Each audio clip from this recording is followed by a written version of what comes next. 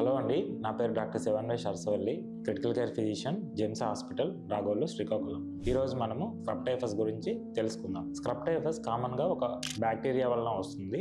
అది ఓరియంసియా సుషుగమిసి అనే బ్యాక్టీరియా. ఇది కామన్గా రికటీషియల్ గ్రూప్ అన్నమాట. స్క్రబ్ ఏరియా, గ్రాసీ ఏరియాస్ అంటే పొదలు, గడ్డి మంది దగ్గర నివసిస్తున్న ప్రజల్లో ఈ బ్యాక్టీరియా ఇన్ఫెక్ట్ అయిన పురుగులు కానీ మనకి కుట్టినట్టయితే ఇది మనకి వ్యాప్తి చెందుతుంది. ఇది కామన్గా ఏ సీజన్లో వస్తుంది అంటే పోస్ట్ మాన్సూన్ సీజన్లో వస్తుంది. ఎటువంటి లక్షణాలు ఉంటాయంటే చలి జ్వరము, తలనొప్పి, ఒళ్ళు నొప్పులు, వాంతులు, పొట్టనొప్పి, పక్షకామర్లు. స్కిన్ లో ఈ పురుగు కుట్టిన దగ్గర ఎస్కర్ అనేది కూడా వస్తుంది. ఇది పెయిన్లెస్ నల్ల మచ్చలాగా ఉంటుంది. అంటే ఇలాంటి సంకేతాలు వచ్చి తీవ్రమైన సమస్యలుగా రావచ్చు. దాన్ని మల్టీ ఆర్గన్ ఫెయిల్యూర్స్ అంటారు. అవి ఒకటి బ్రెయిన్ కి అయితే ఎన్సెఫలైటిస్ అండ్ ఊపిరితిత్తులకి అయితే న్యూమోనియా ఆర్ ఏఆర్డిఎస్, గుండె జబ్బు అయితే మయోకార్డైటిస్, లివర్ అయితే హెపటైటిస్, కిడ్నీ అయితే acute kidney injury and blood system అయితే థ్రాంబోసైటోపినియా అండ్ కొన్నిసార్లు బ్లీడింగ్, సివియర్ గా బ్లీడింగ్ అనేది జరగచ్చు. ఇన్ని ప్రాబ్లమ్స్ ఉన్నాయి కాబట్టి అందుకే దీన్ని స్క్రబ్ టైఫస్ ని త్వరగా గుర్తించి త్వరగా రైట్ టైంలో ట్రీట్మెంట్ చేసుకోవాలి. దీన్ని ఎలాగ గుర్తించాలంటే ఎండమిక్ ఏరియాలో కామన్గా విష జ్వరాలు వస్తూ దాంతోపాటు మనం టెస్ట్ చేసినప్పుడు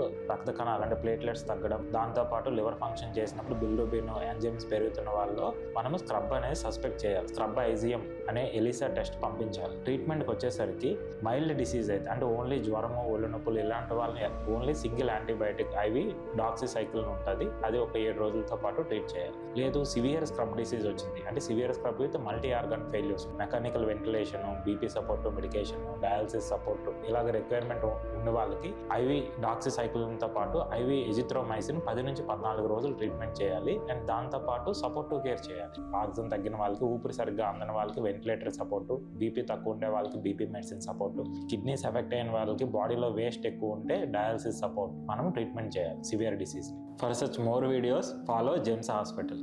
థ్యాంక్ యూ.